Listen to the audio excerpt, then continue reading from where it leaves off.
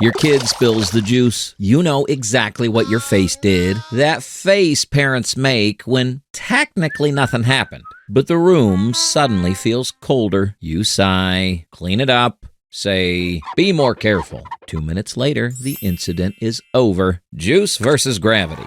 Gravity won. Except for them, it didn't end there. Because kids aren't filing what happened. They're filing what your face said about them. And in moments like this, their brain writes a conclusion, not, I spilled juice, something closer to, when things go wrong, I'm the problem. Here's how kids quietly learn that belief, and why some kids become incredibly honest, just never with their parents. 1. The reaction is the lesson.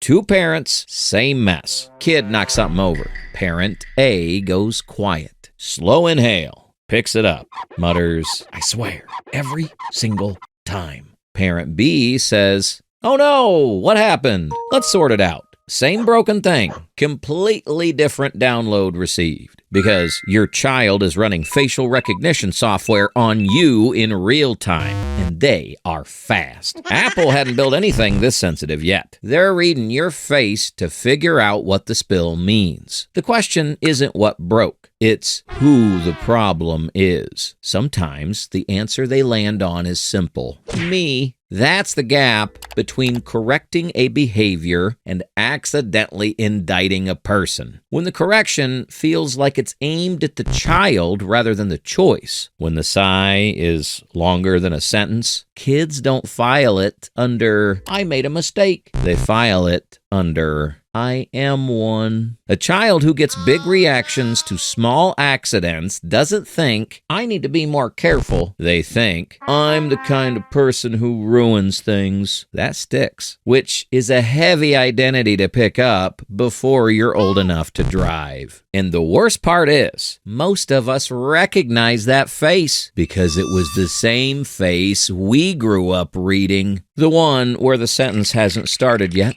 but your stomach already knew the tone. One sentence changes everything. That wasn't okay, corrects the choice. I can't believe you did that, corrects the person. 2. How shame gets installed. Your teenager forgets to turn in an assignment. You find out. Your tone doesn't go rage, just to that specific quiet. The kind where the temperature in the room drops 3 degrees. Every kid on Earth recognizes that climate change instantly. You're not shaming them. You're just disappointed. Their nervous system doesn't make that distinction. It just registers, I made a mistake, and I lost the warm version of my parent. Brené Brown spent over 2 decades studying shame and drew one line that's hard to forget once you heard it. Guilt says, I did something bad. Shame says, I am bad. Those sound similar. They create completely different lives. Guilt is actually useful. It motivates repair. It says something went wrong and I can fix it. Shame corrodes the part of a person that believes fixing is even possible. And here's the key part. Shame doesn't need cruelty to install. It just needs a face that changed. It often disguises itself as standards, or discipline, or love. The teenager who's learned this doesn't confess when they've messed up. They calculate. If I tell them, the temperature drops. If I hide it, I stay safe. Honesty stopped feeling like the right thing. It started feeling dangerous. That's when you start noticing you only find out about problems after they've already compounded into something much bigger. Shame doesn't come from bad parenting. It comes from normal parenting that never learned this one distinction. 3. The locus of control blind spot. Your kid misses the bus. You scramble across town, muttering the whole way. They sit in the passenger seat, apologizing every 30 seconds. You drop them off late. They walk in and tell the teacher the bus was early. The bus was not early. The bus did not plot against them. The bus is completely innocent in this. Somewhere, a bus driver is just trying to drink coffee in peace. They didn't lie because they're dishonest. They lied because somewhere along the way, they learned that mistakes land softer when there's a culprit that isn't them. They've been paying attention. They know how this goes. And this is the moment kids quietly make a decision about themselves. Psychologist Julian Rotter called it locus of control, which sounds like a Harry Potter spell, but is really just this. Does your kid believe their choices actually change anything? Kid A fails a test and thinks, I'll study differently. Kid B fails the same test and thinks, the teacher hates me. Same grade, completely different operating system. That fork happens at home in how you react when they mess up. Warm, low drama response to a mistake, they build the belief that what they do changes what happens to them. Overreaction, long silence, or the very specific chill of a parent who's fine, totally fine, just don't talk to me for 20 minutes, and they start outsourcing blame. One of the largest long-term studies found the same pattern. Kids who faced overreactions to mistakes slowly stopped believing their choices mattered because owning it felt too dangerous. Fast forward 20 years. This becomes the adult who can't say, I was wrong. So they didn't. At 25, they're the person who blames the job market, the professor, the circumstances, every time, without fail, because nobody ever made it safe to just say, I got that wrong. You wanted accountability. The reaction made accountability feel like self-destruction. And this is the part most parents never realized they taught. The bus was completely innocent. Your kid knew that. They went with the bus anyway. 4. What the calm reaction is actually teaching. Your kid comes home and tells you they failed the test. Not the, I think I maybe didn't do great version, the actual grade, dropped in front of you like evidence. The parent who changes this says, okay, what happened? What do we do differently? That's it. No face performance, no sigh that doubles as a verdict, no loaded silence where the child stands there waiting to find out what they are. From the outside, it almost looks boring. Just, here's a problem, here's the next move, let's go. The kid watching that lands on something that rewires how they move through the world. Mistakes are problems to be solved. They are not evidence of what I am. That one shift from verdict to problem is the entire difference between a child who takes ownership and one who spends their adult life outsourcing it to anyone nearby. The shift looks like this. From, what's wrong with you? To, what's the next move? There's a study that will make every strict parent furious. The kids who turned out most resilient weren't raised by parents who held the tightest standards.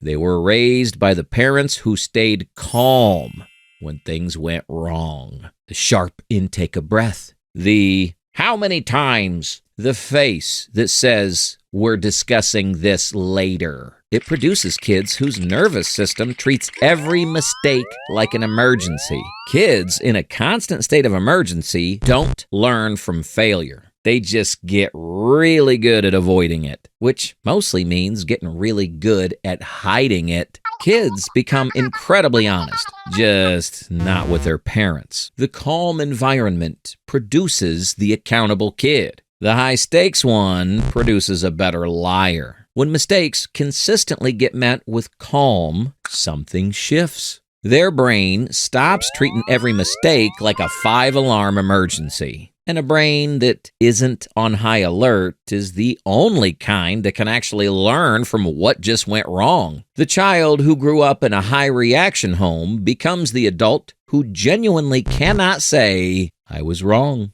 Watch a tense couple argue for 5 minutes, and you can usually trace the temperature back to a childhood kitchen. Half of adult conflict is just two nervous systems trying not to be the one who messed up. Not because they're arrogant, because I was wrong was always too expensive. They built an entire personality around never being the one who got it wrong. Because being the one who made the mistake once meant losing the warmth of the person they needed most. Calm is data. It tells the child the relationship is bigger than whatever they just broke. That message, "You are more important to me than this mistake," is the one no lecture has ever delivered as cleanly.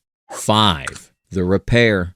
This is where most parents wonder if they've already wired their kid wrong. Parenting has a special ability to make you feel like you've permanently broken a human before lunch. They haven't. If you're feeling guilty right now about how you reacted, that's actually useful. Guilt means there's still time. It's shame that says you're broken. Guilt says something went wrong that you can fix. The adjustment is smaller than it sounds. "That wasn't okay" lands somewhere completely different than "I can't believe you did that." One names what happened. One names the person. They're staring at the floor, pretending to be somewhere else. And they still know exactly which one you meant. They are always listening. The moment your teenager tells you something difficult, a grade they've been sitting on, a lie they've been carrying, something they're scared to say out loud, and your face stays calm, something changes between you at a level they can't name but absolutely feel. Their nervous system logs it. "I told the truth, and I didn't lose them." That file gets opened every single time they decide whether to be honest with you or handle it alone. Keep that file saying safe, and over time, the confessions get bigger. The real problems start arriving before they've become a midnight crisis. One more thing, and this is the one most parents skip.